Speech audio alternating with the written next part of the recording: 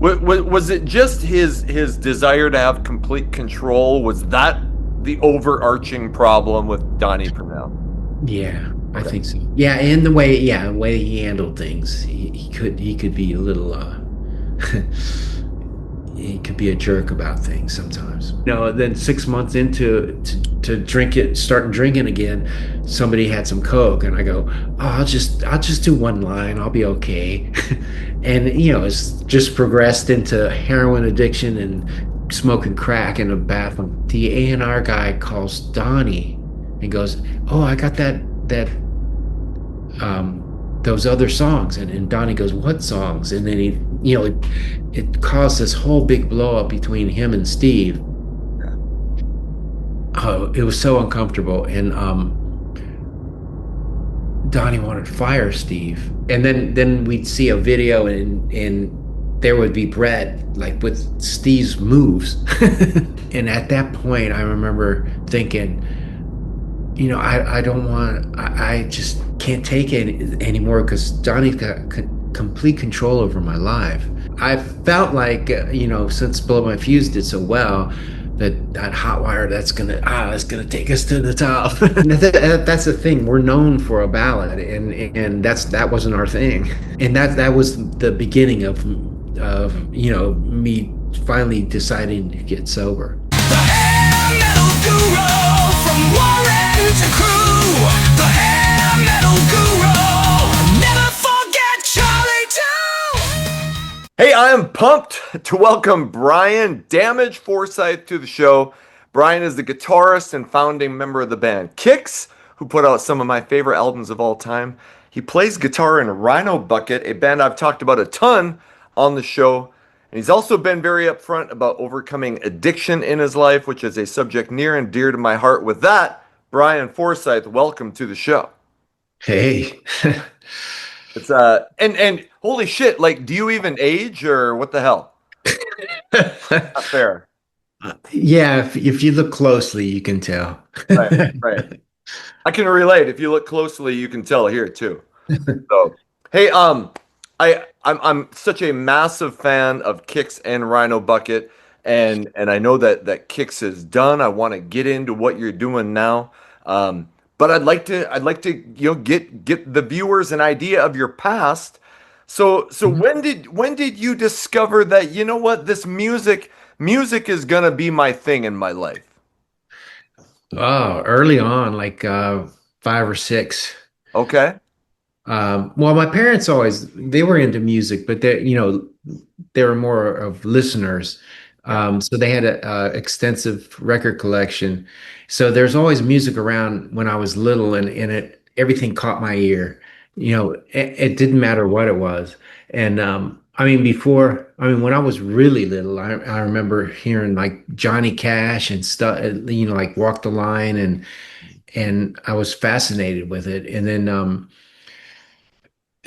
of course, the Beatles came along when I was right around first grade or so, or kindergarten, Yeah. and that changed everything.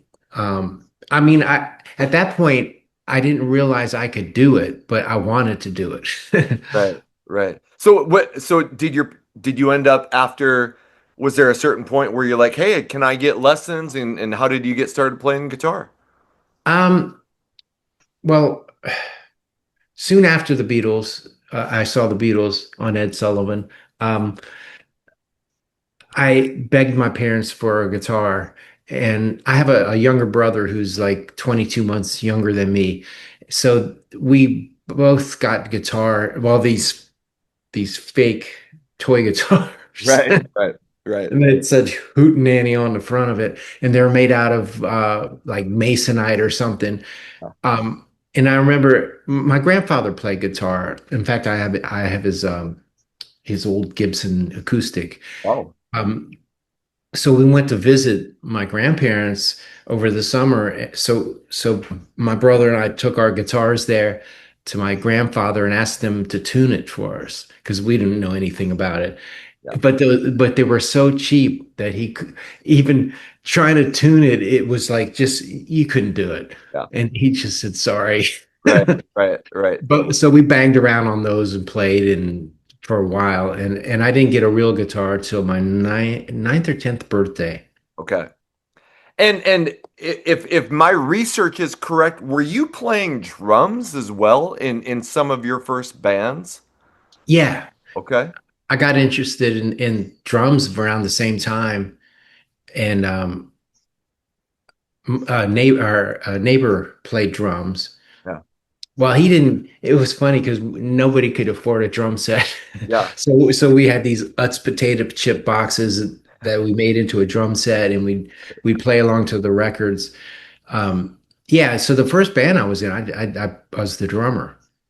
Was that called Vanilla Grass? Yeah, Okay. Okay. that's the one. So then I was going to ask, so Vanilla Grass you played drums in. What other bands might there have been before you end up meeting Donnie and Ronnie? Were there any other bands that you were playing in? Yeah, well, that particular band, that was really early on. So there was like, it morphed into different things, and Sure. uh, then around high school, I started meeting other musicians and getting serious, and yeah, so I was in bands in high school, and then right around 1975, the end of 1975, I was in this three-piece band, with a drummer and bass player, and the bass player's father was a veteran, and he was able to go to college, paid for Yep. through that. So we followed him down to Alabama. He went to college down there, and we were in a band down there for, I don't know, it seemed like forever, but it was only 8 months. Right. But we played all around, and that's where really where I learned to play, because we were a cover band, and we covered everything from disco to country to rock, hard rock to, I mean, we played every kind of uh, every style, and it taught me a lot. My rhythm playing, and Yeah. and a lot of, back then, I sang a lot of harmonies, and Right. which I've sort of lost that over the years, but Right. I used to be able to sing. And we're okay, and now I'm probably jumping ahead a little bit, but when you meet Ronnie in 1976, were you singing first when you guys got together and started playing together? Um, no, I never Oh, really. I sang a couple backup parts, like sure. both Ronnie and I had microphones in the beginning, Okay. but eventually they got taken away. Okay. All right. So tell me about you meet Ronnie, I think in 76, and he introduces you to Donnie, which is the Mhm. the basics of the beginning of Kicks. Can you tell me about meeting those guys and were you like, okay, here's our plan for world domination, or what was the plan after you guys met? Um, well, at that point, when I got back from Alabama, I continued on doing the cover band thing with different people. Um, and this one band, this band called Atlas Ram, who Jimmy played drums in, Okay. they stole my rhythm guitar player and ended up, and it broke up the band. So I went and started working for that band, running their lights, and Okay. then that sort of led to, well, then I heard, like, I knew Ronnie before that, and like I that band that went to Alabama, the bass player owned a PA, so he lent it out to different people, and Ronnie's band always used the PA, and then we go to the show. Right. So I was familiar with Ronnie, and I knew he was playing in this band. It was a pretty popular cover band, and I heard he was leaving it, so they were having auditions. Yeah. So I was at that point, I was still running lights for Jimmy's band. I went to try out for Ronnie's band, and I thought, I'm trying to remember exactly the timeline, but I decided to to move on from running the lights. So I took a friend of mine to teach him how to run the lights. And I was coming home that night, and that's when I ran into Ronnie at a 7-Eleven. Okay. And it was actually in 77. Okay. And he told me about Donnie Purnell, and I knew who Donnie Purnell was. And he goes, you know, we want to start an original band and get a record deal. And I remember listening to it and thinking, oh, that sounds good, but I'd rather join a band that's already playing and has gigs. Right. And I told Ronnie, or he had heard that I tried out for his band. And he goes, "Oh man, you don't want to play with those guys. They never it's the same song list that we had for years, and they never rehearse and never want to learn anything new." And so anyway, I said, well, I'll think about it. Like I wasn't really excited about it. Yeah. And then because starting from scratch, it's just, I did that so many times. Right. I mean, that was early on, but I had already been through that process. Um, so I went home, and the drummer at that time is this guy named Donnie Spence, called me the next day and just talked my ear off and convinced me to at least try it. And Yeah. so I said, okay. So they all came to I was living at home at my parents' house at that time. Sure. They all came to my parents' house, and we went down to the basement, and it was Ronnie, Donnie, me, and this guy, Donnie Spence, on drums. It's just the four of us. And the very first song we played was Atomic Bombs. Okay. And that convinced me.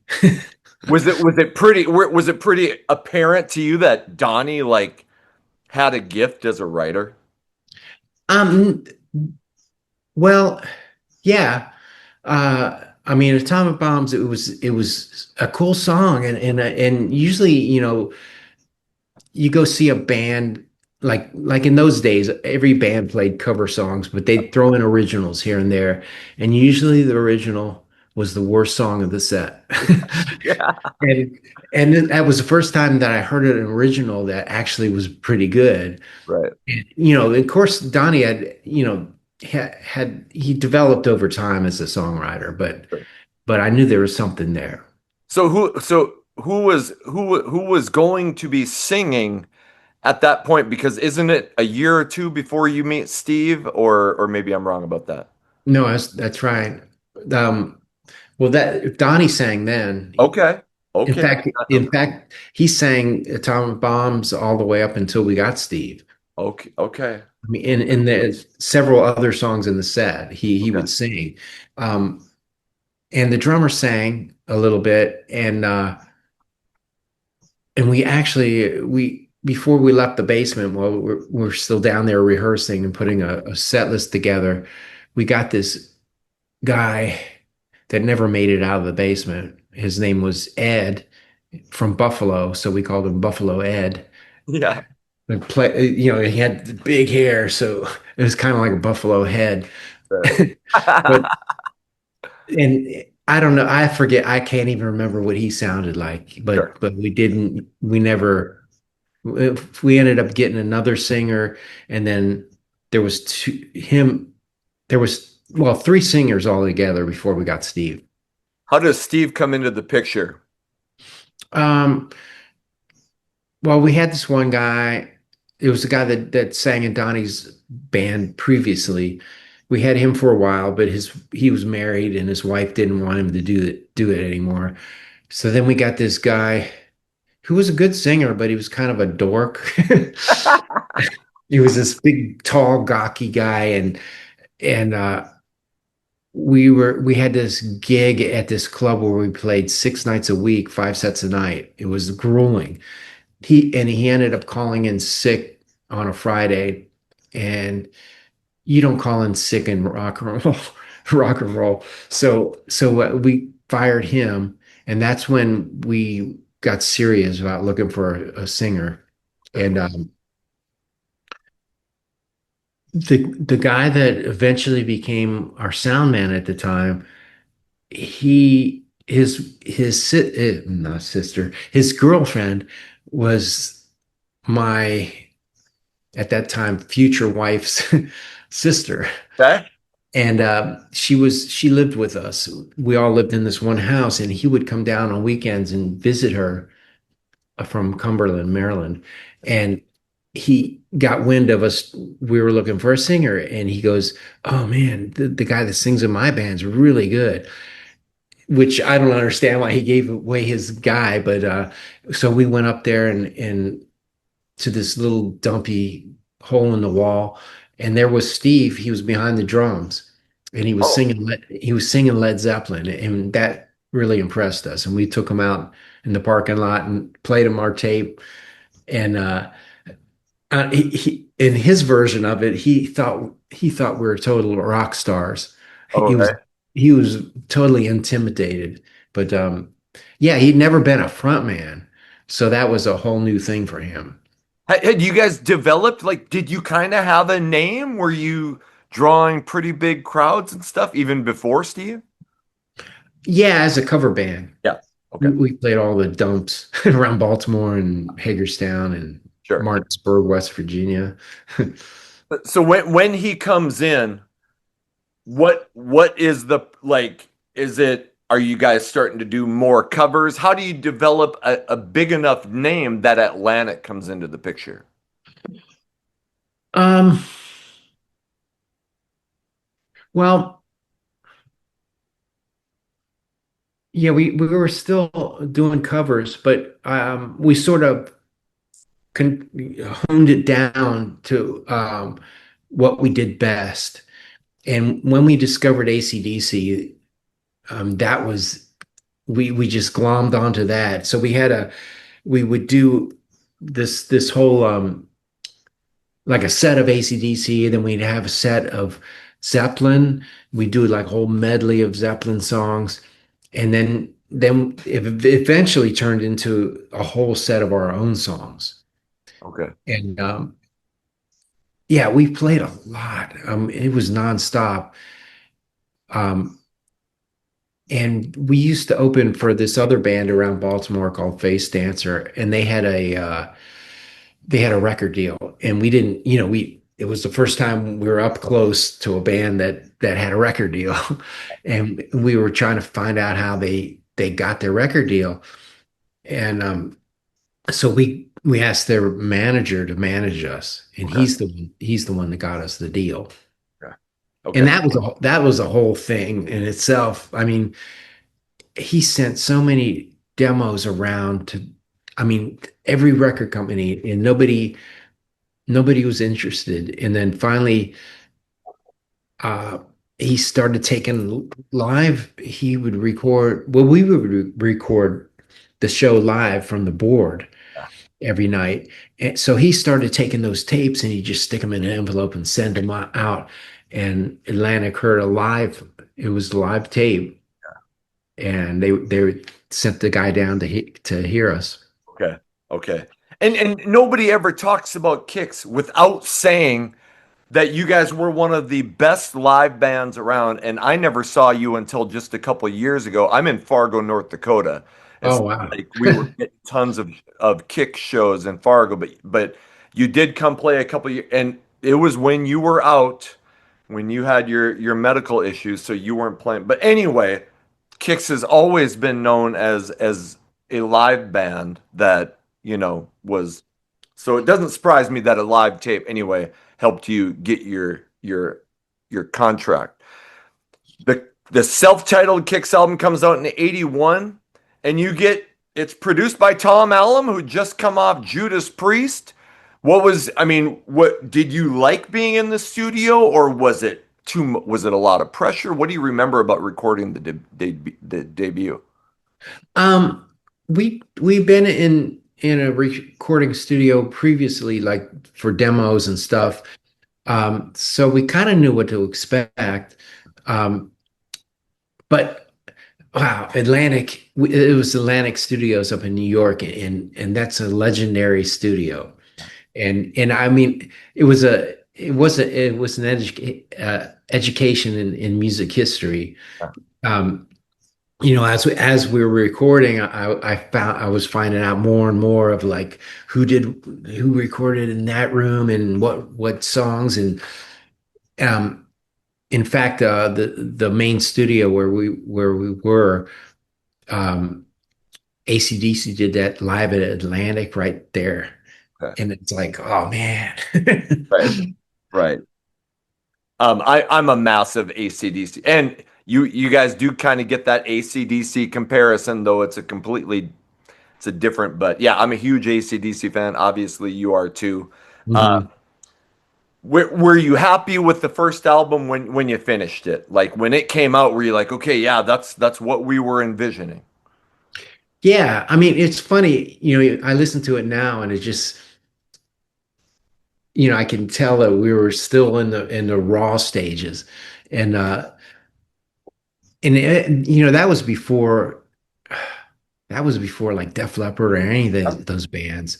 Yeah, So, I mean, it was a time when like the Pretenders were big and yeah, uh so to me, yeah, I don't know.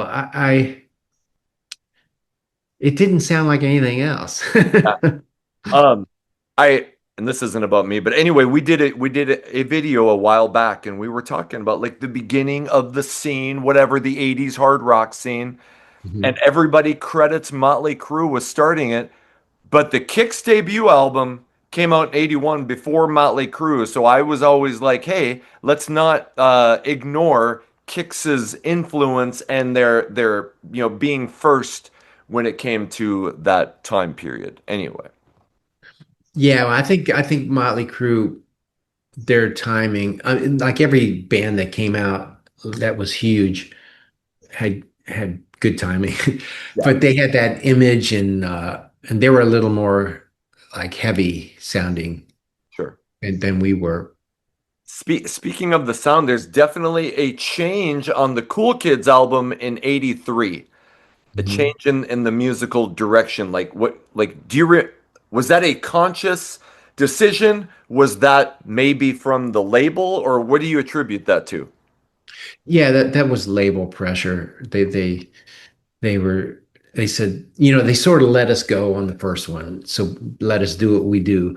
And then the second one, they tried to rein us in, and they wanted us to concentrate more on singles, Okay, which we're not a singles band, right. Okay.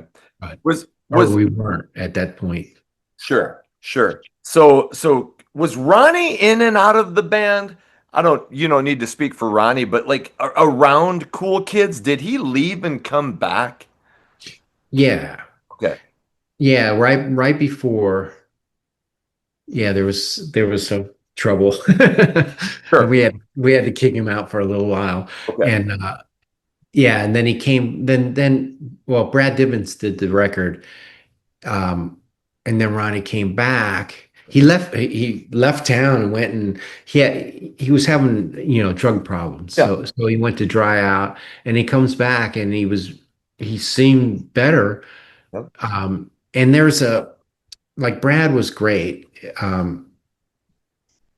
Like I have nothing bad to say about Brad, but the chemistry just didn't seem, it wasn't there. Right. Like between like the chemistry that Ronnie and I had especially on live. Right. And Ronnie's been pretty upfront about his addiction issues, as have you. Were, were you still feeling like, hey, I mean, and I'm talking around Cool Kids, and we're getting into Midnight Dynamite. Were you still like, hey, I got it under control? Oh, as far as the drugs? Yeah. Or alcohol, or was partying still kind of, you know, Yeah, well, there was a one cool thing about Kicks is we had this work ethic where it was kind of like a band rule that nobody drank or did drugs before or during a show. We always waited till after. So, that kept it going for a long time. But for me personally, it just, I didn't feel like um, I always, told myself that I could stop at any time, but I didn't want to. It was like, nah, I could do that. But I would, like for drinking, I would stop for a while and it sort of dry out and then go back to it. And really in hindsight, I mean, I didn't realize what was going on at the time, but after I got sober, I looked at that and it was like, oh, I was like trying to control my drinking and I had no control. Right. Right. Um, Cool Kids went to number 177. Obviously, Atlantic stays with you. You get Bo Hill to produce Midnight Dynamite, and he's coming off doing Rat, who is exploding. So it seems like Atlantic is still behind you. Like, what was it like working with Bo Hill on Midnight Dynamite? um, yeah, I think at that point, there's more and more hard rock bands that were making it, and so somehow they had faith in us, and I guess it was I don't know who else besides Bo was um that we had to choose from, but the record company sort of pushed him on us because of, Rat, and Rat was on Atlantic. And we didn't mind. I mean, he was great. Every producer has their own like system, Yeah. and Bo had his. The only complaint I've said this in other podcasts, but the only complaint I had about Bo was he brought that guy Mike Slamer in, Right. and who's a nice guy and a great guitar player, but he didn't tell us beforehand. As it was like one of those things where I showed up at the studio one morning to do my stuff, and he was there playing. Right. But luckily it was only one song, so. Okay. Okay. Yeah, and he had done that a lot, and I think other producers were more apt to say, "Hey, we'll work it out." But Bo seemed to be kind of like in a hurry. Like if you didn't get it right away, okay, we're going to something else. Is that how you were? Right, Okay. right, Okay. yeah. Okay. Um, was there any issue with the Midnight Dynamite cover being Steve was the only one on the cover after two albums of having the band, or were you guys oh, okay, whatever? Yeah, I mean, we never thought about it. We thought it was a cool cover, so. Sure, sure. I like it, And but we got to be on the back cover, so. right, right, right.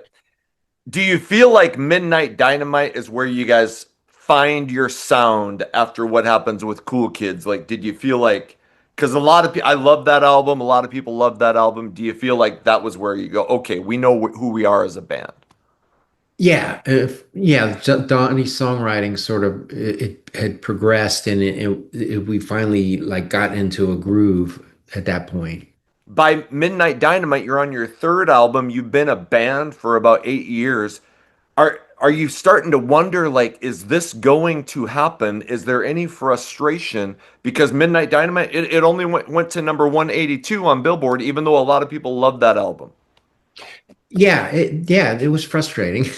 And it's funny because at the end of every album, or the A&R guy would come to the studio during final mixes, and he'd make some comment like the famous one is, "Well, boys, you can order your Ferraris," and that by that point we're like, "Yeah, sure, we'll see about that." Right. Right. Had you gotten, and I know more when it comes to Blow My Fuse as far as touring. Had you gotten any big tours on any like on Midnight Dynamite or any of the first three albums? Uh, we did some tours. Mostly, what would happen is we get on like a show or two or three locally. Okay. Um, but I forget it. No, it was after the first record. There were smaller tours. Like we did the Grand Funk reunion tour. That was after the first record, and we also did a club tour with the Romantics, Okay. which was cool because I love those guys. Okay. Awesome. Awesome. Um, so Atlantic sticks with you. And I wanted to ask this, and I'm sure, and I appreciate you answering all this. I know some of this gets repetitive, but thank you. In 1986, the band Poison starts to blow up, but they had spent time opening for you because they're from Pennsylvania, you're from Maryland, when they were called Paris, and a lot of people say that Poison ended up stealing a lot of Kix's shows. Steve has talked about it on his new podcast. So, what do you remember when they started blowing up, and were you kind of like, hey, some of this seems familiar? Oh yeah. Okay. Yeah. In fact, well they came back to the East Coast right after they put their record out. And I don't know, I think they're didn't they initially weren't they initially on a indie label or something? Yes, yes, a small indie label that put out "Look What the Cat Dragged In." Yeah. And so they came back and did this whole run with us, Okay. opening for us. And and then in exchange, we were going to go out to the West Coast and open for them, which never happened because right after the thing they did on the East Coast, their record blew up. Yeah. And then we'd see a video and there would be Brett like with Steve's moves. Right. Right. It's kind of it's kind of surprising they never tried to throw you a bone like later on, like bring you out on any of their big tour anyway. I know, you think. You would But think. I think they were worried that, people would see it and go, "Oh." Right. Like when we did finally get out to LA, a lot of people, they saw us and then it clicked, you know. Okay. Sure. Um, so after Midnight Dynamite, a lot of people love that album. You get to record Blow My Fuse with Tom Werman, who has done a ton of huge albums, some of my favorite albums. Um, when you're recording that, are you finally going, okay, I think this is the album? Oh, we thought that every time. But yeah, that one there was yeah, we had gotten new management at that time. Um so Mark Puma was managing us.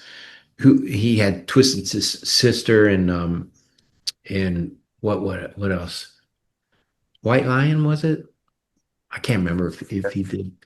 And Zebra and anyway, and he was the first that was one of our problems. We never had the management never knew what to do with us.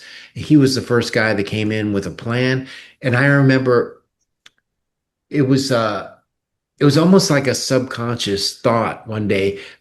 We were there in the studio and I think we were going out to lunch with Mark Puma, and I just felt like the universe was in line and it was like behind us at that point. And yeah, it was just a feeling I had. Yeah. Cold Blood was the first single. I have said on this channel that that's one of the greatest songs of that era. Like I to me, it's your Poison, Nothing But a Good Time. It wasn't that big of a hit, but I felt like it should have been. Um, Mhm. so, uh, what do you remember? Because it was a hit. Do you remember when that finally started getting some traction? Were you like, okay, here we go. We're finally getting on radio and MTV. Yeah. I don't know if it was so much a radio hit as an MTV Right. hit. And Right. Right. uh yeah, it was great. It was great to see that. Like every time you turn it on, there it was. And it was like, Yeah. ah, Finally. yeah. And when an album comes out, I'm assuming you meet with your A&R guy and you go, okay, here's our plans for the videos, here's what we're gonna do for singles. And I think most people know the story about Alan Niven suggesting that Don't Close Your Eyes be a single. But was there any talk like when the album is finished before you guys even going on tour? Like, because apparently Atlantic wasn't going to put Don't Close Your Eyes out. Was there anybody going, hey, what about this ballad that we got here? No, we never thought about Okay. it. Okay. uh, and really, the record company, they never had a plan. I mean, they sort of this, they throw out this single, and then that one would kind of go away, and then they throw out this single. Yeah. That's the way they did it. Okay. Okay. And Um, in fact, when we were on the Tesla Great White Tour, um, the record company had informed us that that was the last tour they were going to give us tour support, and then we had to go back to the studio. okay. Do you remember like when you found out that, oh, wait, we are gonna do Don't Close Your Eyes? What was your thoughts when that came down the pipeline? Um, we thought, well, okay, well, Okay. whatever, and then slowly they caught on here and there. We kept getting these, they send us these printouts of radio stations that have added the song, and it just the list kept growing and growing and growing. Yeah, I mean, finally we were, it was our finally we were having a hit. Right, right. It goes to number 11, but you didn't like when you recorded it, because I mean, this is the time when ballads are what turns gold albums into platinum and all that. But when you were recording it, you weren't thinking, "Oh, this is going to be a huge song." No. Okay. Okay. Well, yeah. I mean, we were a higher energy rock band, so we just put the ballad on because Donnie was wrote a good ballad, but you know that's the thing. We're known for a ballad, and that wasn't our thing. Right. And right. And kind of unfortunate, even though it was such an original ballad, I mean, so different than what most bands were doing at that time. So, um, you mentioned you played with Rat on this tour, right? You played with Yeah, Great White, Tesla. So finally, you're starting to get some good tours during your career. yeah. We did a White Snake tour too, right after Rat. We did a short run with Bad Company. Yeah. So yeah, it Yeah. was good. Yeah, Um, because before that we like well, we had one little short run right at the end of 1988 where we had to it was our first tour bus. okay. And then finally the Rat tour, that was a tour bus tour. And before that it was always a van and a rider truck behind it. Right, right. Um, and are there any issues with in the band? And I'll just with Donnie, because that becomes an issue later. Donnie has never, he wasn't at the final show or anything. So are you guys still getting along at this point? Yeah, you know, Donnie was kind of a control freak, so there was always tension and stuff, but mostly while we are working. If you just hang out with him on a day off or something, he was a super cool guy. But yeah, it just seemed like it progressed like it's just like his songwriting. Um, the bigger the band got, the more pressure there was, and the more Donnie felt responsible, and yeah, that created some tension. Okay. Okay. And so you finally get some success. You have a platinum album, but it's 3 years. Blow My Fuse comes out in 88. Hotwire comes out in 91. And there had been 3 years in between Midnight Dynamite and Blow My Fuse. But Yeah. was there any pressure to like, hey guys, we gotta strike while the iron's hot?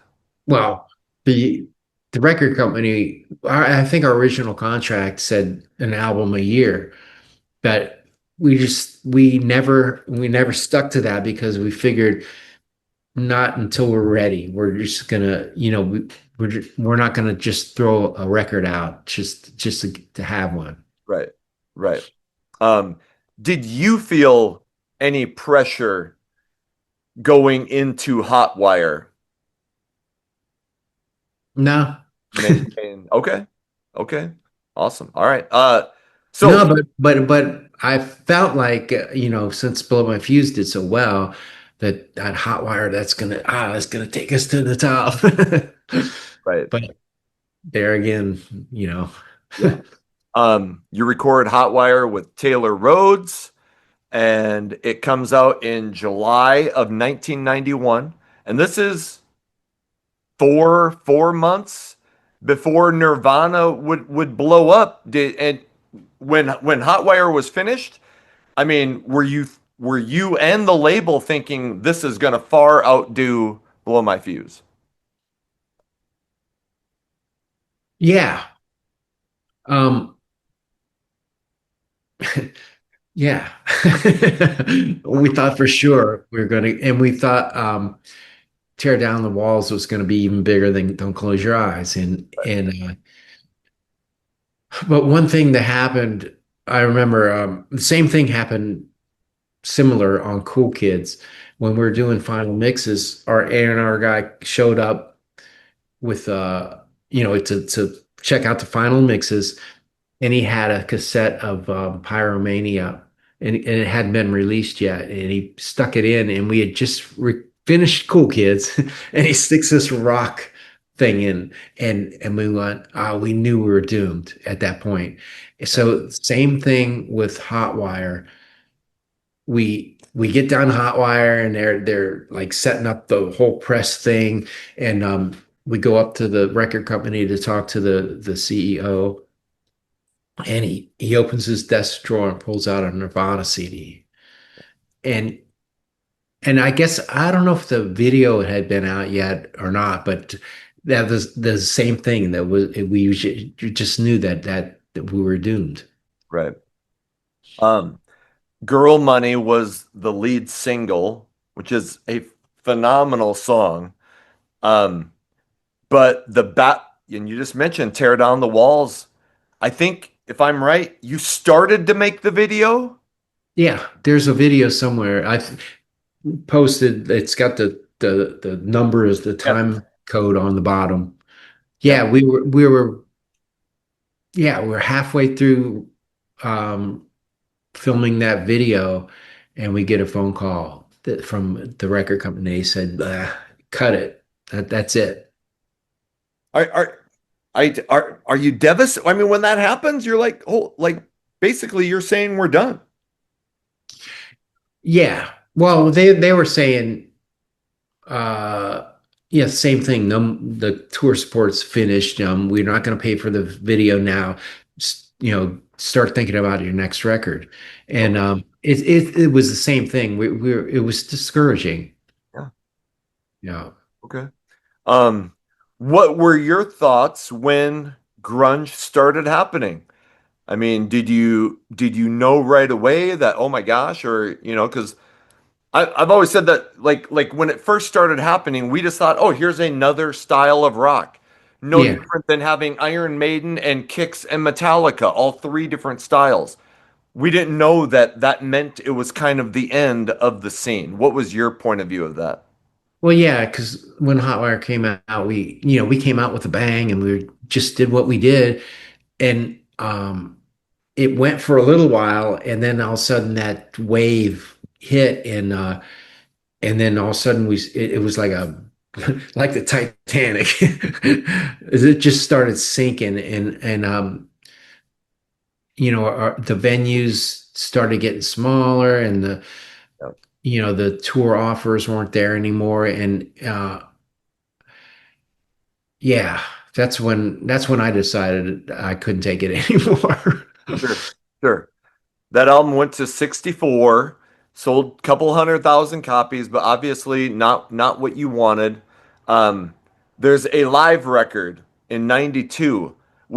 I'm assuming that was just a contractual obligation. Yeah, Okay.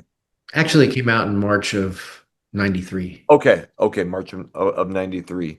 And The same week that I left the band. okay, okay.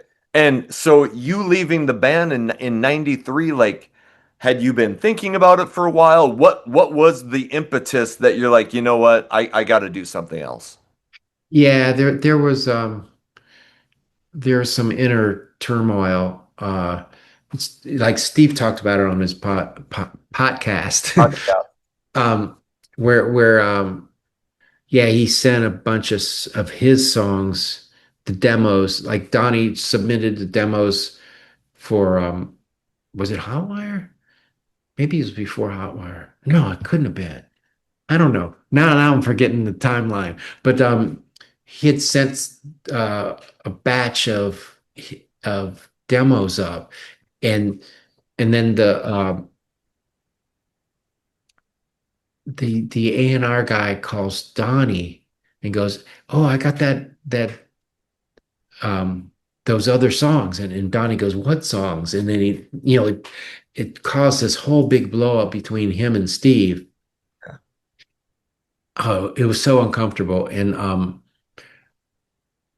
Donnie wanted to fire Steve, and then he canceled this big chunk of shows like right around the holidays, whatever year that was. Um, it was like $100,000 worth of shows, and then after that, our pay got cut in half for a couple months. We were just scrounging by, and at that point, I remember thinking, I don't want, I just can't take it anymore because Donnie's got complete control over my life, Yeah. and I can't do it. And plus, felt I saw the sinking ship, and I knew that we were going to go back down through what we just came up through, and I just had enough. Okay. Okay. Um, how did you have a conversation with Steve? How did you let the guys know, you know what, I'm out?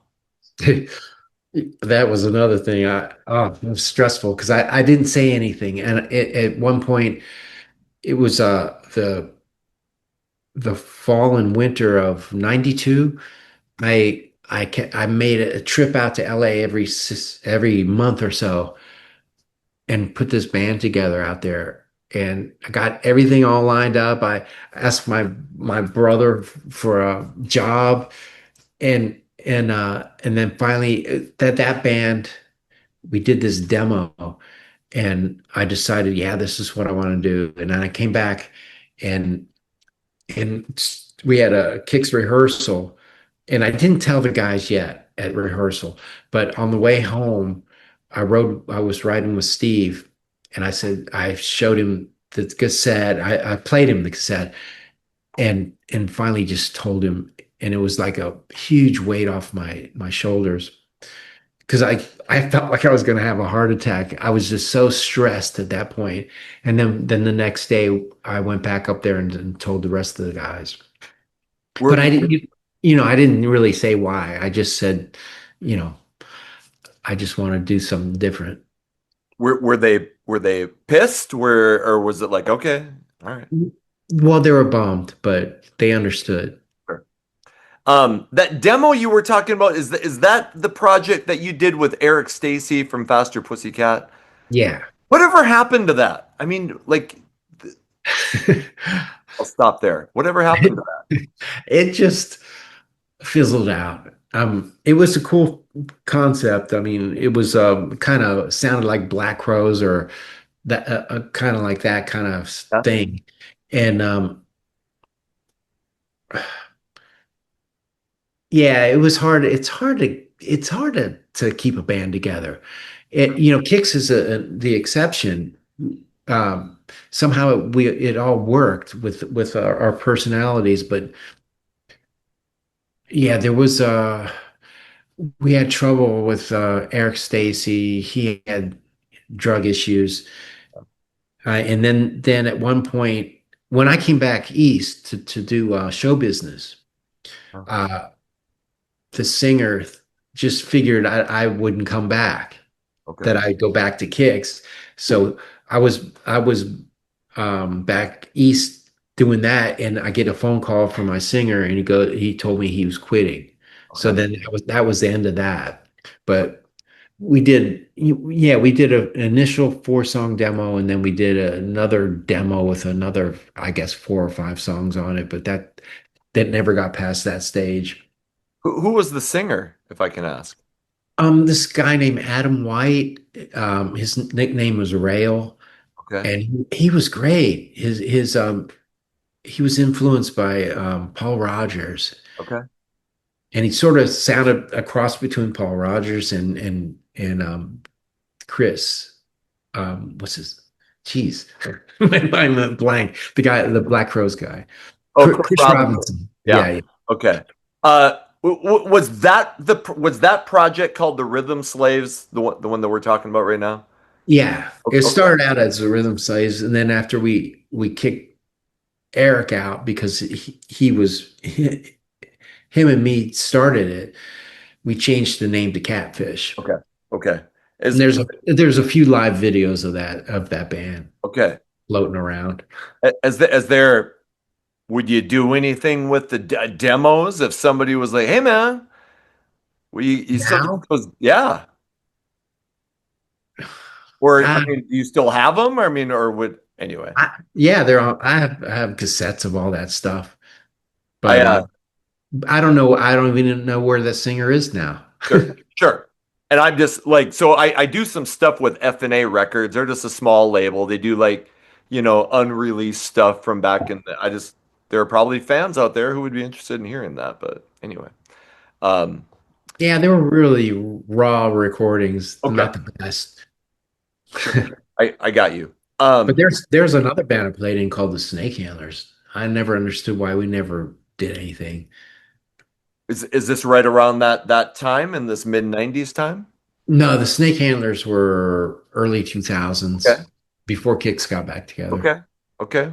So who was like, what was that project about? It was more like a rock and country band. Okay, It was really, really cool.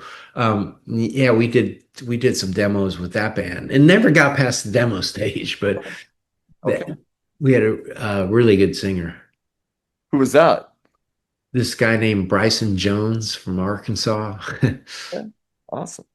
Oh, I mean, I just as a fan, I'd be like interested in hearing that stuff somehow, but okay, Probably floating around somewhere. okay, okay. And I'll just ask this, not because you kind of said that, hey, Kicks is something that helped keep you on the straight and narrow because you had all these rules about like, hey, we don't drink, we don't drug. Now that you're out from under the Kicks umbrella, does that open you up to, hey, I can party harder now? Yeah. Okay. Yeah. In fact, my pattern was, like I said before, I'd take a breaks, like sometimes like a big break, I think the longest I went without drinking was like a whole year one time, but it was like I white knuckled it the whole way. I had nothing to replace it with, and the when Ronnie got sober in '89, Mhm. uh, I had decided I was going to take a break right as he was going into rehab. And then I decided to extend it when he got out of rehab and to support him. So him and I roomed together from then on. And I didn't drink until I left the band. I mean, Okay. it was like 4.5 years Wow. dry. And Wow. then I get to LA and all those guys in the new band are like, drinking and you know, it just started the wheels turning, and I said, it's been long enough, and I didn't understand that it progresses. I thought, I could stop, and then when I went back to it, it would be like starting over. But yeah, and then I made a decision to start drinking again, Yeah. and it was around right before, no, actually, it was right after the earthquake out there in Okay. LA. Okay. Okay. Um, I got sober in 2004. I went to Iraq in 2003. I'm an Army vet, but so I was sober for the year I was gone. And when I got home, I'm like, oh, I've been sober for a year. Like, I'll be able to drink normally now. And in That's 2 months, my life went to shit again. Anyway, I know exactly what you're saying about thinking you might have it under control. So, yeah, and in the back of my mind, I was thinking, well, as long as I don't do cocaine, I'll be okay. Because that was my problem, you know. And cocaine and drinking always went together. So then, then 6 months into to drink it, starting drinking again, somebody had some Coke, and I go, oh, I'll just do one line, I'll be okay. And it's just progressed into heroin addiction and smoking crack in a bathroom. I don't mean to laugh, but I can so relate to what you're saying. Yeah, Uh, so you do record the Kicks show business record, but yeah, as a hired gun, correct? yeah. You That's the were most that. I ever. That's the most I ever made. How does that like you left the band? How did they end up going? Hey, why don't you come back in as a hired gun and play? Um, I'm trying to remember who I think. I guess they still had Mark Puma at that point, so he's the one that called me, Okay. and so I named my price. I didn't think I was going to get it, and they gave it to me, and I went, oh man, I should have quit a long time ago. Okay. Okay. Um, so I don't know, and I bought that album when it came out. I still think it's a pretty underrated record, show business. Yeah, there's some good stuff on there. Right. For 1995, it came out on CMC. It probably didn't matter what you did in 1995. It was not going to have a chance. But I don't know, was there any tour did they ask you to tour? Did you do anything after or was that it after you recorded it? Um, we recorded that in the summer of, was it 94? Um, and they did ask me to do if I wanted to do some shows. And so I did 3 shows with them in the fall of 94. Okay. Were you keeping it together like you're drinking and the drug stuff, or were you kind of at your I'm hiding it phase? Like, Yeah. Well, no, I didn't really hide it either. okay, Yeah, I was out of control at that point. Like, on the drive home from a show, I just go crazy. sure, I sure. was making up for lost time. I can relate. Did you audition for the Wallflowers in '96? And if so, how did that come about? Yeah, I was I don't know, there's so many around LA, there's so much happening at that point anyway. Um there were there was there were these jams at Cantor's Deli. They had it at the Kibitz room, and these friends of mine would go there and they said, oh, so and so was there playing last night, and so Rami, the guy that he plays for what is it, Dave Grohl's band, um the keyboard player, he was kind of like the house keyboard player, and I met him and became friends with him, and he told me about the Wallflowers auditions, Yeah, and so I went to the rehearsal studio, and it was like a cattle call.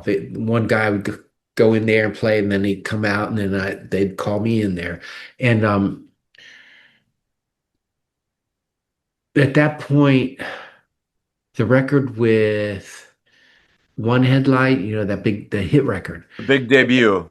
had just come out or was gonna come out. So all the songs that I learned for the audition were off their first record. Yeah. I Okay. don't know if you ever heard that one. It Yep. was more Stonesy and right up my alley. Right. So I go in there and I fit right in. I mean, we were just, and in fact, um, Jacob uh, was even playing new song ideas, and I would just join on in, and it was a good fit. And so then I met oh, about a week later, Rami called, like had me come over to his house.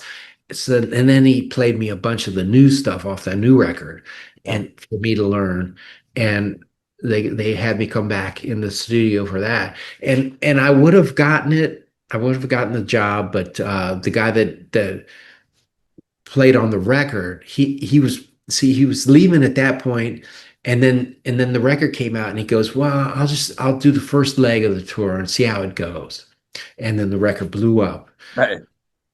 Right. And then I went and saw them at Universal Amphitheater, and that guy, the other guitar player, he sang all the backups, and I'm like, oh no, yeah, Right. he's he, he's a better fit. Right. And I don't know about you, but like when I was in my like drinking and all that stuff, if I got new opportunities, I'd always be like, but shit, how am I going to keep my partying away from everybody? I told Rami that like years later, I'd run into Rami and I go, and every time I see him, he always apologizes. He goes, "Oh man, I'm so sorry you didn't get the gig," and I said, it's probably a good thing because I told him at that second rehearsal, I was in the bathroom smoking heroin in between, when we take a break. So yeah, there was no way I could have sustained that. Right, right. Um, Around this time, and most people have seen this. You are on the VH1. Where are they now? You're painting billboards. I just remember thinking, well, at least this fucking guy is working, and what's wrong with manual labor? I mean, I I I didn't think rock stars were supposed to just never have to work again. So anyway, I just didn't think it was the big deal that people made it out to be. Yeah, I needed a job when I went out there. It was funny because when I left Kicks, I had no savings. I had enough. I had enough money in my bank account to last maybe 2 weeks. Right, That's it. So I had to get a job, and it was one of those things where I just did. I didn't think about it. I just went and started working for my brother, and actually, I started out just sweeping the shop for $10 an hour or something, but I eventually became a sign painter, and he even had me. He wanted to get me to, because he's a pictorial painter. Like he can mimic a photograph on a right, side of a building or a billboard, and he he wanted to train me to do that so that he wouldn't have to do everything. right. And I was starting to get pretty good at it, but then the drugs took over. What when and you mentioned cocaine and alcohol, and I don't, it's not my bit, but when did heroin come into the picture? Like that seems like, or I mean, I suppose that's the natural jump from cocaine, but like, how did that happen for you? Well, I dabbled in it previously, Right, just here and there. Um, so when I went back to drinking, I was starting to question whether I was an alcoholic or I was an addict. And I wasn't, I didn't know because I never experienced withdrawal. right. So I purposely started doing heroin so I could experience withdrawal. And Worked? yeah, that's the insanity of the disease. And you probably figured out that yeah, you were addicted after that. Yeah, I did it. Yeah, I found this connection, this guy, this dealer, and I did it for like 2 weeks straight, and then I stopped, and I go, "Oh, that's what it feels like." Right. Right. Okay. Um, did you join Rhino Bucket before you got sober? Because I think you joined Rhino Bucket in '98. And you got sober in 98, or maybe my timeline's off. Yeah, there was a version of it wasn't Rhino Bucket. It was called Deep Six Holiday, Okay. but it was basically me, George, Reeve, and then this drummer from Tattoo Rodeo. What was his name? Rich. I forget it. Rich Wright. Okay. Um, yeah, and we put together uh we were recording demos and we were doing some shows, Okay. and then I got arrested and that Okay. cut that thing short. And then when I went through rehab and came out through sober living and then came out the other side, um, that's when they decided to put Bucket back together. Okay. And I'm gonna get because I would love to hear the prison story and your sobriety story because that's amazing. Um, the Vagabonds with Uh, Joe Lestay, like, and I knew of the Vagabonds, but I didn't know you were involved in that until recently. So could you tell me how that came about? yeah, they were. I would do gigs with my band Catfish. We Okay. would do gigs with the Vagabonds. And Joe would always corner me back in the dressing room and go, "Hey man, why don't you leave that band and come and play with me?" And so we knew each other, and finally his guitar player left, and it was right around the time Catfish fell apart, and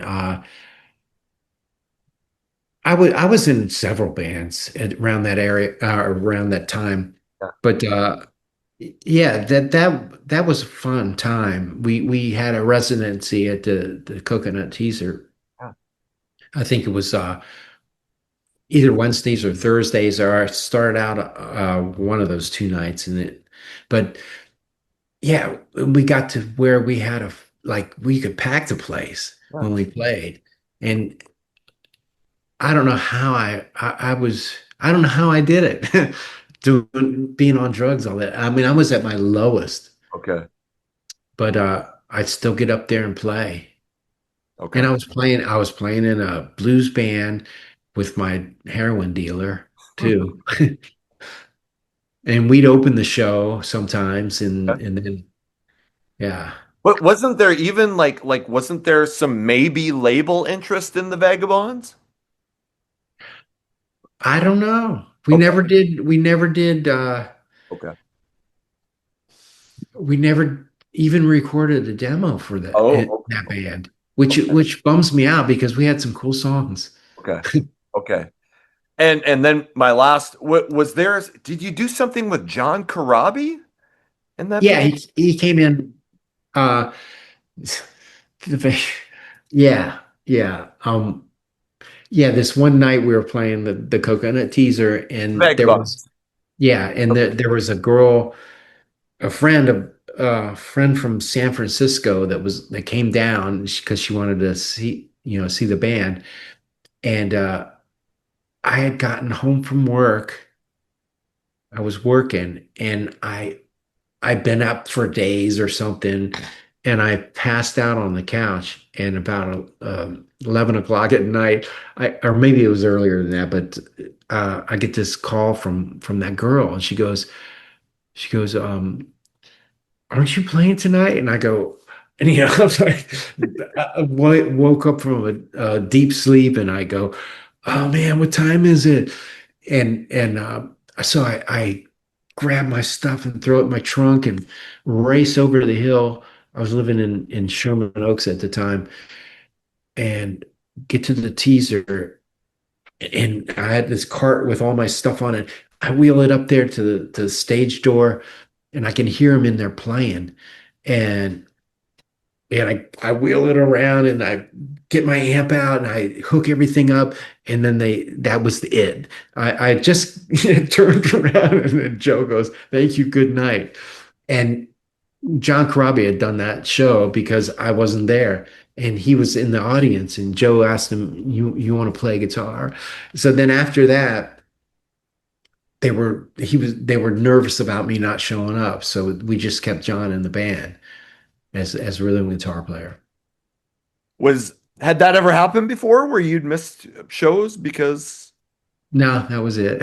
That was the well, with the blues band one time I was out trying to score some crack, so I was extremely late for a gig. But okay. I don't know. There's all kinds of shenanigans, and it was a nightmare. And I mean, even just the way you talk about it now, you can sense you're sick and tired of fighting that shit back in the day. I mean, it seems. Yeah, yeah. So okay. So now you get sober in 1998. We're in 1998, and I think you get arrested, and that could you just tell like what led to you going, okay, you're done with it all? Is it that arrest and prison, or what happened? Uh yeah, I started getting pulled over and I got arrested one time before, but only, spent a night in jail. And then this second time, no, I was hauled in one more time, but they didn't arrest me. They let me go because they didn't find my stash. Um, yeah, I was good at hiding stuff. But the final time, uh, ooh, I remember that. It was one of those deals where I went. It wasn't my normal neighborhood where I'd go score, and it was like this new place that I discovered that it was a drug street, and where you drive down the street and there's little groups of gangbangers that run out to your car. So I went down. In fact, I was on the way to a Rhino Bucket rehearsal, Okay. and I oh, how did that happen? Yeah, I pulled down this street and there was nobody there. It was like a ghost town. So I knew something was wrong, but I was determined to find something. And I saw this one guy, lone guy, walking down the street, and he looks at me and he goes and shook his head, no. And so I was, pulled over, and that's when he said no. And then I pulled back out, and that's when you noticed the cop car right behind me. I go, oh no. So I drove, and then I turned the corner, and then their lights came on, and I go, oh man. Um, yeah, they were searching my car, and they kept finding stuff, but they didn't find my heroin until I thought they had missed it. And then this one more cop, there was a bunch of cops there. Then this other cop just reached in the right spot and said and found it. Yeah. Oh no, that wasn't it. That was the first time. Okay. Oh God, man, there's all kinds of things. That should have been enough, but Yeah. uh, that was the first time. Okay. Uh, so anyway, the final time I didn't even have a car. My transmission had gone out, and my girlfriend at the time had to drive me. Like I got a job working at a apartment complex as a handyman, Yeah. and she had to drop me off in the morning and then come back and pick me up. And that final day, I was working, and it was terrible. Man, it was in the valley.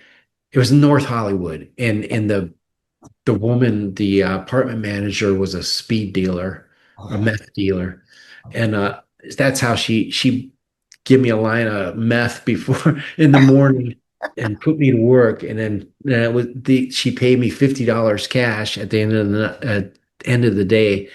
Then I'd go downtown and score.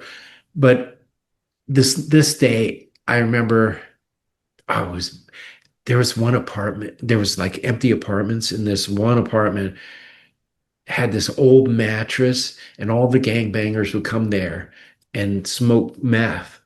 Okay. And I'd be in there fixing cabinets and stuff, and then I'd go sit down on the mattress with them. Oh, it was horrible. But the last day, the old handyman showed up, it was at the end of the day. I went up to the apartment of the apartment manager, and he was sitting there on the couch crying because he had lost his job, and I had stole his job from him, and I was sitting there, and I remember I had to call my girlfriend to tell her where I was going to I was going to start walking, and I didn't realize this till afterwards. I thought about it. He heard me tell her where I was going to be walking. And I think he called the cops on me Okay. because it was out of the blue. I was just walking along. And I um, walked down the street that the apartment building was on, and I turned onto Magnolia, and all of a sudden I heard the screeching of tires, and there was an unmarked cop car facing the wrong way in traffic and pulled up to the curb. Three cops jump out and grab me, and they knew exactly where to find my jean jacket, and they asked me if I was on probation, and I was at the time. So off I went to jail again, and then I ended up in LA County for 8 days there. I think I was for 8 days, and then they transferred me up to this other place that's called Wayside. It's a maximum security. Yeah. It wasn't a prison; it was a jail, Yeah. but it was still. That's where I had my moment of clarity. Uh, at one point, they were doing you have to do the strip search, and I'm down, squatting down, spreading my butt cheeks, and then they throw your clothes back at you and tell you to get dressed. And I remember a shoe bouncing off my head, and I put my clothes back on. It was just like humiliating. Right. And then I was in this line of other prisoners walking up to the dorm, and I thought, and I had these flashes of being on stage in front of thousands of people. And I go, what happened? How did I get here? And that was the beginning of me finally deciding to get sober. But even at that point, my girlfriend had this other friend of mine, Ricky Muller, um, who was in that band, Circus of Power in the 80s. Yeah. He was sober, and he called my girlfriend and suggested this that she get a hold of Music Cares, which at that point was called Musicians Assistance Program. Yeah. And she called them and talked to them, and they um, suggested a lawyer. And then he came and met with me while I was in jail a few times and set up a court date. And that's how I got out. It was like I had agreed to go straight into rehab, and they'd let me out of jail. Otherwise, I would have been in there probably, I don't know, 120 days or so. But so I was in there probably about 2 weeks or so. Yeah. And that's the only reason I agreed to the rehab, because I wanted out of jail. But I was still thinking I would eventually go back to doing drugs. And but that experience, when I got to the rehab and walked through those doors, I mean, it was like it was like walking through a vortex or something. I opened those doors, and I remember like half my thoughts were subconscious. They weren't conscious. But I remember thinking, I can't go back. I got to go forward. And that was the turning point. Yeah. And Okay. it took of course I had those moments of like, oh, Yeah. I wonder what's going on out there. And finally I about 2 weeks in, it was like, oh, I don't have to worry about what's going on out there. Right. in here is all I have to worry about. And then finally my mind starts shifting and Yep. Um, you mentioned having a girlfriend. You mentioned working for your brother. Had your family like had they ever tried to, or did people give you ultimatums in the past, or if you can, I don't know if you can talk about that, but I mean, yeah, I was aware of the damage I was or the yeah, that I was doing around me. yep, My brother, I mean, he let me stay longer than he should have, right, but he finally had to let me go because I was just unreliable. yeah, And then my girlfriend too, she was frustrated yeah, for everything. Man, I put her through so much, and it to the point where when I was in jail, you have to make those collect calls. She stopped answering my calls. When the phone would ring, she'd just leave the house and go somewhere. right. So after you got so, I mean, I'm a did that girl, was she still around there after you got sober? Like, Yeah, amazingly. I can't believe she stuck around, but she did. I mean, we were together for 25 years. oh wow, okay, okay, wow. Um, so and then I'll just add, like I stayed sober. I've been sober since 2004 from alcohol, but like years later, I was having some sleep issues. Somebody gives me some Adderall, and that led me down a dark path for about 5 years, where I all of a sudden Adderall went from okay, I take it like I'm supposed to now I'm. Did have you ever? You don't have to answer that, but I mean, have you relapsed, or have you been able to stay off it pretty much since then? No, thank God. Yeah, in fact, Ronnie's whole problem started when somebody suggested Ambien, and that's what did it for him. Yeah. So yeah, I've always been a little bit scared. Even you know, going to the dentist, I don't accept any kind of pain reliever. Right. Uh, I've had my teeth drilled with nothing because I don't want to. Yeah. Well, Novocaine's one thing, but Right.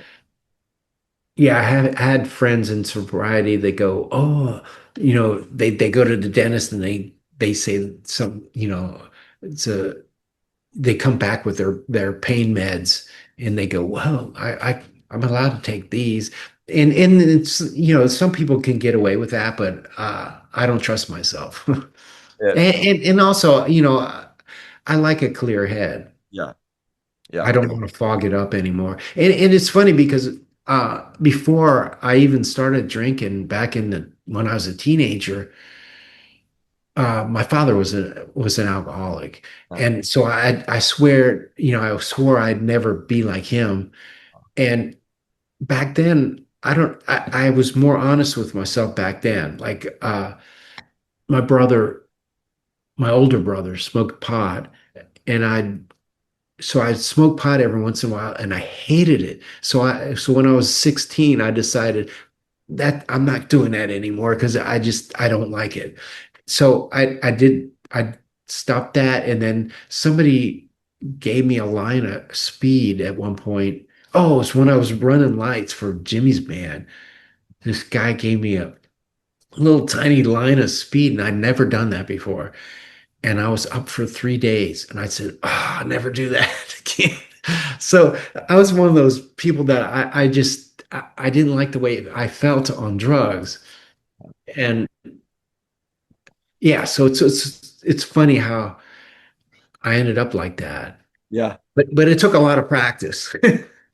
My stepdad was an alcoholic, and I was all like, I'll never drink. Look at what it does to people, and then I ended up an alcoholic. Yeah, yeah. Okay. So okay, you get out and you get out of treatment, and you're finally clean. And what's like? Are you like, holy shit, the world's my like? What are the next moves that you take? Because Kix reforms in '03, but what did you do when you finally got out of treatment? Um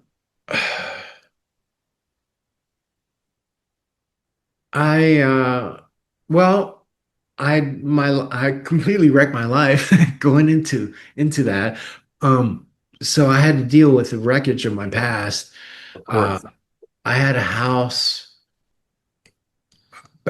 back east that I had been trying to rent out to different people, but it seemed like the property management company that I used, they were terrible. They didn't screen people right. So anyway, in between that and trying to sustain a heroin habit, I lost my house. I ran all my, I had like six different credit cards that I ran up to the limit with cash advances. Um, my bank wouldn't, I was way overdrawn. So they wouldn't let me have a bank account. So I had to fix that. My car was out of commission, like all kinds of stuff. And um, while I was in sober living, like I went through 2 months of rehab and then went to a sober living for another year Oh wow. after that. And they the one of the requirements was you had to go find a job. So um, I got a job at a pet clinic, and I worked there for 12 years. But Wow. but that's where I started rebuilding my life, and I was barely getting by at that point. Yeah. Um, but it was yeah, it was a great experience. Yeah. Even when you're rebuilding, like you're like, but at least I'm fucking sober. Like when you're trying to right all the wreckage of the past, Yeah, like you can still feel hopeful about stuff, right? yeah, and it was funny because at the beginning, when I got out of the sober living, I had all these my AA meetings that I would go to, and let's see, I don't think Rhino Bucket wasn't happening yet, but I had this another band, yet another band, um, with Reeve from Rhino Bucket Yeah. called the Trans Poets. Okay. And that got started in sober living because the drummer for that band was in the sober living with me, Yeah. and I remember those guys trying to book gigs, and I go, oh no, I can't do it that night. I have my meeting. I took my meeting so serious Yeah. that I would turn down a gig. Right. But Right. that was right at the beginning, and finally I had to sort of ease up a little bit. Oh, and I do you still I went to meetings pretty religiously for the first couple years, and then I'll be honest, I stopped. Sometimes I feel, do you still do that stuff? I do Zoom meetings Okay. now. Sure. That's I awesome. haven't I haven't been to a live meeting. I started going to meetings here in Nashville when I first moved here, but then the pandemic hit, so Yeah. everything went to Zoom. Yeah. And then when that stopped, I just Yeah. I've gone a couple times Sure. to a live meeting, but most of the meetings are Zoom. Sure. So what brings about, and I know we're going, and but I appreciate your time, and I just want to finish this up. What brings about Kicks reuniting in '03, 10 years Um, after you leave? Steve called me. Um, he had Funny Money at that time, and he would do shows. The Blues Vultures, Ronnie's band, would open, and so it was like Steve and Jimmy, and then they at the end of the night they do a like Ronnie would jump up there and they do a few kick songs, and the club owners would throw him a bonus. And Steve calls me and he goes, hey, would you be interested in doing like a surprise thing? He wanted me to come back there and jump up with Ronnie.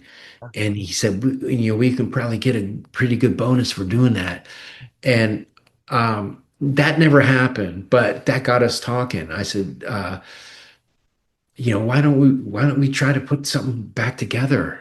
And so that was in that was the fall of 2003. So we got some shows for the holidays, Yeah. and that's what started. And it was funny because we didn't know. we were gonna do it without Donnie. That was the consensus. Okay. Um, and we didn't know if we could use the name Kix Yeah. because nobody had found out if who owned the name. Right. And so we called it Four Fifths of Kix for the first couple shows. Right. And then from then on, it was like we did the 2003 holidays at the end of the year. Then we did 2004, we did a run in September and then another one during the holidays in December. So there were little pockets that we do. And eventually, we branched out and found a booking agent. Did Donnie ever complain? Did Donnie ever say, "Hey, why are you guys doing this kick stuff without me?" Or has there ever been any communications with him about this stuff? Uh, Not directly, but Okay. we hear from through other people that he was pissed and he's not talking to us anymore. And uh, yeah, Sure.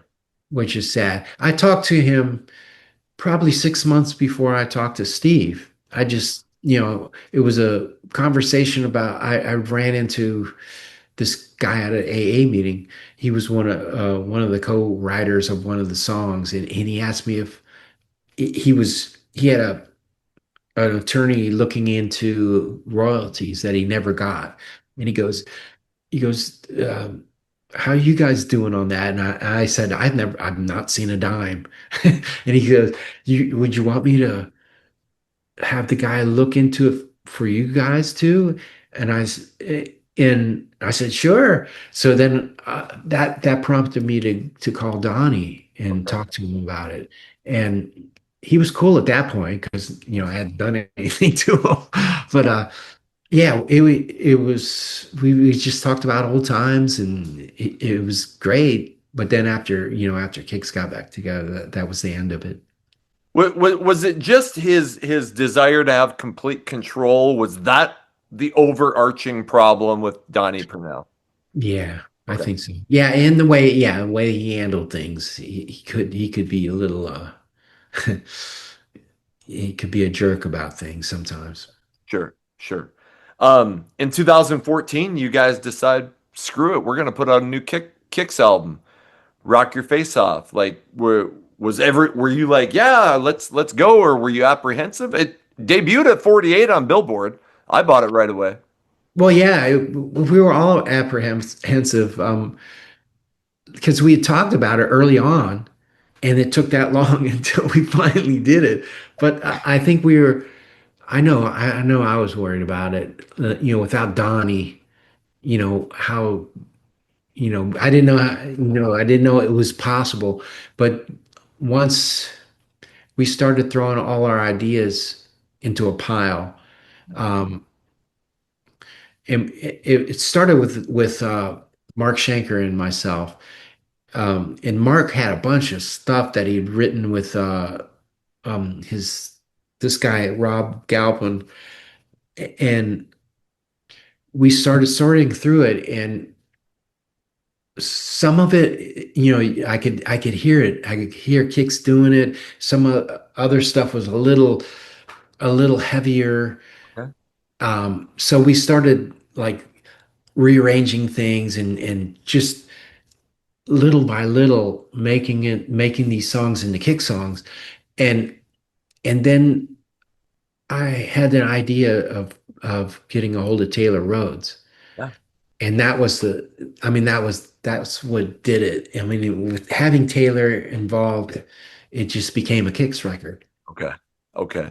And when it was done, I was pleasantly surprised. I think a lot of people were wondering, without, like you said, without Donnie, the main songwriter, and I was pleasantly surprised as well. So I was like, oh, Kix is back. And then you guys were still doing shows. Um, what do you remember about the show? And I think it was in November of 2022 when Jimmy had the heart attack during a show. Um, Yeah. that's got to be, I mean, how the hell do you have a concert going on and your drummer has a heart attack? Yeah. It happened right before the last song. Um, we were going in to blow my fuse, and uh the way that we do it, Steve's out there announcing it, and I come over to the drum riser and I'm facing Jimmy, and we wait for Steve to say, "Hit it, Jimmy," and he does the drum fill, and I go, and I turn around. Uh, when I went over there, I facing Jimmy, but he's leaning down, which where I thought he was fixing something, like Yeah. his pedal, and when Steve says, "Hit it, Jimmy," and he doesn't move, and all of a sudden I go, and I realize that he's not even breathing. And I look over at his drum tech and I go, something's wrong. And he runs over and grabs Jimmy and pulls him up. I mean, he was basically dead. And they pulled him off to the side of the stage. And Mark Schenker and the guitar tech, Brandon, started working on him, give him CPR. Luckily, they like Brandon um, was like an EMT, Yeah. and Mark Shanker he does scuba instructor, so he they both knew CPR, Yeah. and they just started working on him, and it's amazing because I mean I ran off the stage and grabbed the drum tech's girlfriend and said call 911, Yeah. and luckily the fire station was right around the corner. So Yeah. they got there in less than 5 minutes. But Yeah.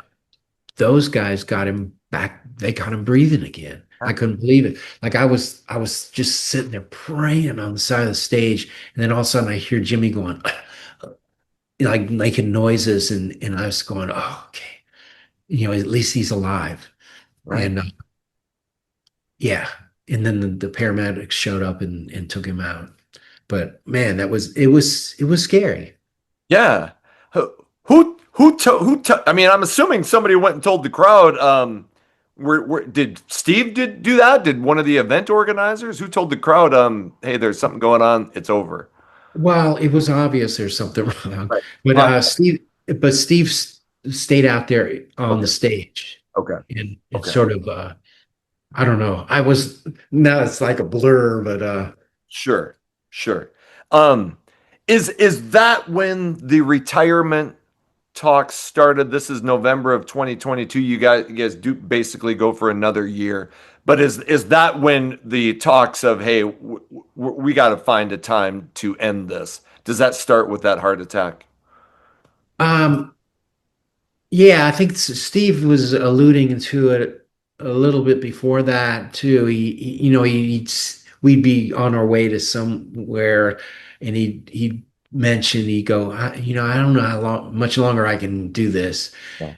but nothing final. There was no final thing until Jimmy had went through that, and then when he came back. Um, we had Matt Starfill in, and when Jimmy came back, he said he couldn't do backup vocals anymore. He goes, that just gets my heart rate too high. Right. So I'm only going to be able to play drums, and so we had to cover the backup vocals some other way. Right. And at that point, his wife was so worried every time he'd leave the house. She was wondering if he'd come back. Um, and so Jimmy decided that he would finish out up until September. Okay. And we didn't have that Merriweather show booked yet. Okay. We were going to end it some other that what's it was it that play the festival up there in Minneapolis. Hinkley, Minnesota? Yeah, I think that was the one. That Yeah. was going to be the last date. Yeah. And then we had then everyone said, "Oh, you can't." We had a Zoom meeting, Yeah. and we thought, "Oh man, we can't end there because like that's not even that's out in the middle of nowhere." Yeah. So we decided to maybe put one last show together in the Baltimore area. Okay. And that's how that came about. Okay. And that was the best decision we ever made, I think. Okay. Okay. Okay. And so before that last show in May of 2023, you can't even tell, but apparently suffered a mini stroke. Yeah. I'll just can you kind of briefly like how did what because it was I think from carbon monoxide. I don't understand the connection, but how does Yeah, I think that's what triggered it, but I'm still wondering what could have caused it because I'm like so healthy. yeah. Uh I mean I work out, I like eat nothing but whole food. I don't like cut out the sugar, the carbs, like all that stuff. And like I'm more healthy now than I was when I was 40. Right. Um I suspect, don't want to sound like a conspiracy theorist or anything, but I suspect that vaccine has something to do with it. Okay. I Because when I initially got the vaccine and then we had to get a booster, I had to get a booster because I thought Rhino Bucket was going to Europe at one point, okay. but it ended up getting postponed for a year. Okay. Um, and in order to get on a plane, I had to have all that in place. And I remember when I got the vaccine, I was I was having these heart palpitations, Yep. but very mild. I didn't think much of it. It lasted maybe a month and then subsided, Yep. and I didn't think anything of it. And then I got that booster, and man, my heart was doing flip-flops. That night I couldn't hardly sleep, and that went on for several months. Okay. Um, yeah, so now looking back, I think that had something to do with it. Um, and then the carbon monoxide happened, and it caused my blood pressure to skyrocket. Okay. So I think those heart palpitations maybe cause like a blood clot somewhere to be sitting waiting, and then when the blood pressure skyrocketed, it just sent it to my brain. So was it I mean obviously it was bad, but I mean did you have to have an ambulance called? Were you like when you No, had the mini stroke? no, no. In fact, I didn't know. I didn't even know I that was carbon monoxide. Okay. My girlfriend was out of town that week, so I was just here. It was me and the cat, and my poor cat.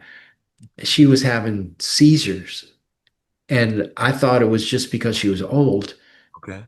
And but looking back, that was the carbon monoxide. She was like the canary in the coal mine. And so I wake up one morning, and it's one of those mornings that you wake up and you don't feel like you're quite awake, and you stumble to the bathroom, and I'm like oh, like I'm groggy. But because I was alone, Yeah. I just didn't think anything of it. And until I noticed I was having trouble like texting, like doing little things. Yeah. And then I had a podcast that same day, and the guy that I did the podcast with called me or texted me the next day, and he goes, something was off about you. You didn't seem right. He goes, you might want to look into carbon monoxide poisoning. And um, well, he said carbon monoxide and radon or something also. But anyway, and I thought, well, that's kind of weird. But I knew something was off, and I was going to I went to the post office, I went to the grocery store, I went to meet the duck lady to get my duck eggs, and then that was the first person I was like face to face with and had to talk, and I couldn't get a sentence out right, and she could see something was wrong too, and she goes, you might want to go to urgent care, and I was feeling dizzy. And Yeah. so I go to urgent care, and they said, I had vertigo. So they gave me something for vertigo, which didn't do anything. Yeah. And then my girlfriend comes back and she sees me and immediately knows she sensed something was wrong.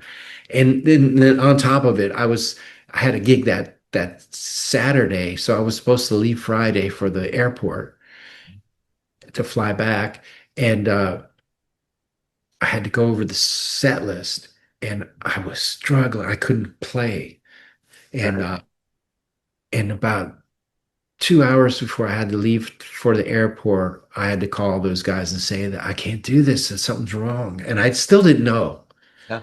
I thought, I had all these scenarios going through my head. I didn't know it was carbon monoxide yet. I didn't know I had gotten a tick bite about a month before. I thought maybe I got Lyme disease, you know, Yeah. all kinds of weird stuff. Anyway, so my girlfriend takes me to the hospital and they did the MRI and they found out it was a stroke.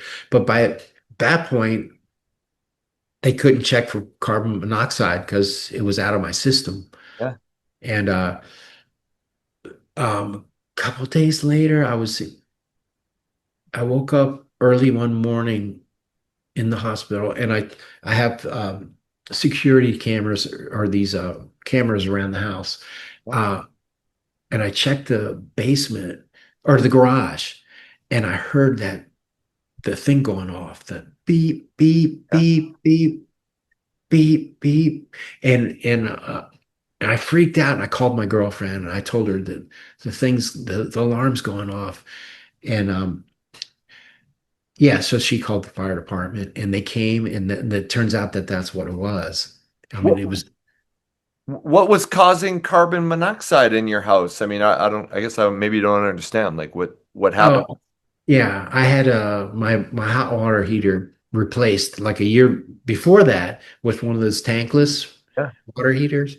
So my CO2 detector kept going off right after they replaced it, the new one. Yeah. And so I thought something was wrong with the detector. I didn't realize there was something wrong with the water heater. Okay. And it must have been, just getting worse as time went on. And then when they went around with a meter and there was little pockets where it was really bad in the house. Oh, And one of them was right on the other side of the door from the garage in the basement where I have my amps and stuff and where I sit there and go over the songs. yeah. And then the other spot was right up the steps from there Yeah. in the living room where the couch is. Yeah. And then the other part was really bad was the bedroom. Yeah. Okay. Okay. What, Yeah. no one would know you had a mini stroke. I mean, so Yeah, I mean, I basically bounced back. And I mean, there's a little bit of I have to take my time when I'm talking and stuff. sure. Okay, September 17th, 2023, the last Kick show. Where were you? I mean, were you like, damn it, I don't want this to end, or were you kind of like, no, I'm ready. It's been so many years. What was your thoughts? Well, one thing I forgot to mention was, Jimmy was retiring in September, and at first we had gigs booked up until that spring, uh, like another cruise and another M3, Into and 2024. yeah, just right at the beginning of 2024. So I thought we were at least going to finish out the gigs, and I said, well, let's get Matt Starda to finish it out. And then Steve decided, he says, nah, I'm gonna end it when Jimmy ends it. And I was bummed at first. And we were on that Zoom meeting, and I was like, "Oh, come on!" And then, we were throwing everything around, like, "Well, maybe we can get another singer." And I go, and then we finally, she's like, "There's no way we can get another singer Right. to do what Steve does." Right. And so, so then we planned this big last show, and by the time we did the show, I was good with it. Okay. I think we did the right thing. Okay. Okay. Um, Now that it's over, uh, you're still doing Rhino Bucket. I mean, you guys? I don't. There's not. You don't do a whole lot with Rhino Bucket, or what's going on with you musically now? Is how I'll ask that question. Well, Roundabout is still it has a few gigs here and there. It's not a full-time thing, but uh, I'm looking. Okay.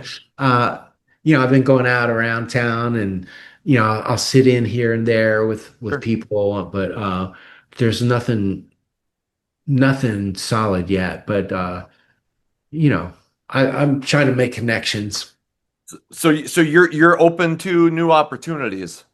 Yeah, and yeah, Okay. I'm sort of trying to keep an open mind. I'm not desperate. It's got to be the right thing. Right. Okay. Okay. Um, and so you're doing that. What? And I'll just people who follow you on social media know you're this big foodie. I follow you on Facebook. You do have all these like, and I'm a Are you kind of carnivore or keto? Yeah, I bounce back. Well, I'm carnivore, but I've sort of added some things back in I've now been that, doing carnivore for about 2 years, yeah, and I've been for 6. okay, okay. And so you have all the you were just talking about duck eggs, so Yeah. like you maybe you should start a cooking show or something because you make some weird stuff, man. I was Well, I did a few videos during the pandemic, but then my girlfriend that was before my girlfriend moved in. okay. So now I'm cooking for two, and I don't I that's a whole video production. Sure, sure. Okay. Um, and And I'll she's not as open-minded as I am. right. I don't know if I'm that open minded. I eat about I like doing carnivore, but I eat like three foods, like steak, bacon, eggs, and butter. Maybe is about all I eat. It That's seems. all you need, really. Yeah. I So just I do different versions of those things. right, right. Okay. Um. So I'll just. Nobody seems to really retire these days. Every band that says that's it, they all come back. I'm assuming people probably say that about Kicks. Do you think even like the occasional one-off show, do you think or is it's over? It's over. Okay. Okay. Yeah. Steve's just yeah, for him to do one show, he'd have to warm up for 2 weeks prior to that to even he doesn't want to deal with that. Right. And Right. he sold everything he has. I saw that. I saw that. Um does Rhino Bucket have any plans to put out any new music?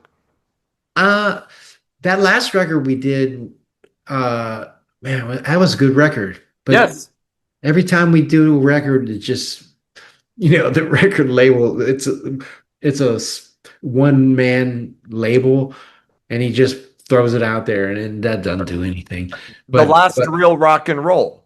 yeah, Yes. that was Right. I was proud of that record. Yes. Yeah, Eddie Spaghetti Yes. produced it. Yeah. Yeah.